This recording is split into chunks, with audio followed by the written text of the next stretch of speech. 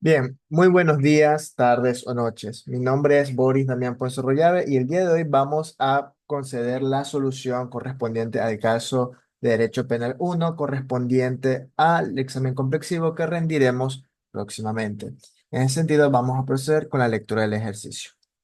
La noche del 15 de julio del 2024, a las 10 horas con 30 minutos, después de varias semanas de seguimiento e investigación, miembros de la Policía Nacional, mediante operativo denominado Relámpago Victoria, y liderado por Fiscalía, allanan un inmueble situado al norte de Guayaquil y proceden a prender a Armando Bronca y 6 personas más, mismas que fueron conducidas a la Unidad Judicial Penal Norte 2 de Guayaquil para la audiencia de formulación de cargos, a quienes se les dictó orden de prisión preventiva conforme a lo establecido en el artículo 522, numeral 6 del COIP para adecuar su conducta antijurídica acorde a lo señalado del delito de delincuencia organizada establecida en el artículo 369, primer inciso de la norma IBIDEM.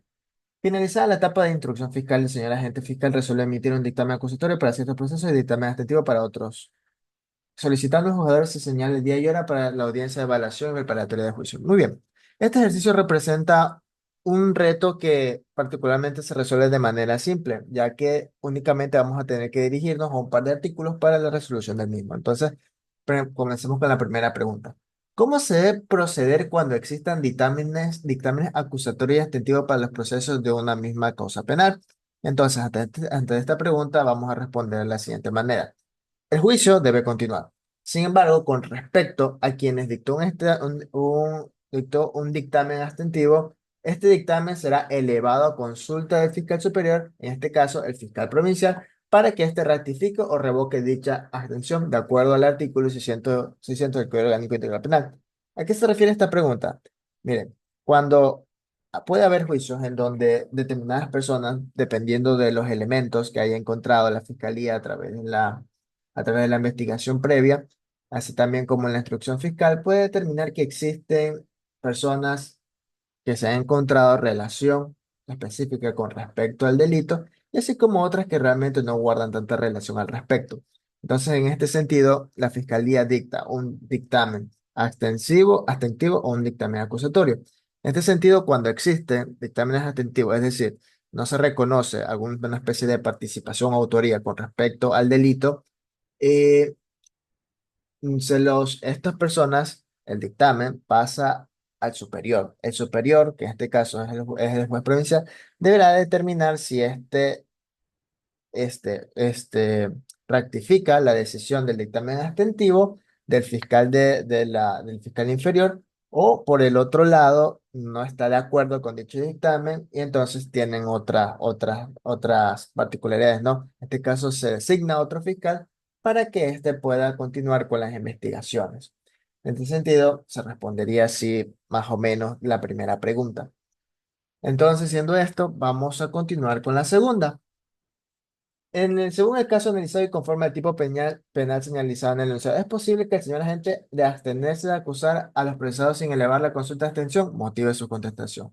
Entonces, en este sentido, siguiendo con el análisis de este caso, veremos que se contesta de la siguiente manera.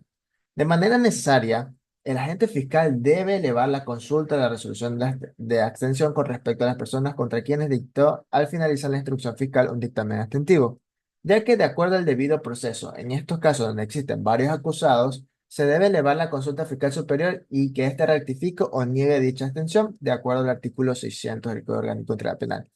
Si bien tenemos dentro de este caso, especialmente por encontrarse varios acusados varias personas involucradas en el proceso, y hay algunos en los que se determinan elementos por los cuales se vinculan a un tipo de autoría al acometimiento del delito y otros no, si leemos específicamente el último párrafo que refiere al artículo 600 del Código Orgánico Integral Penal, veremos que dice la siguiente.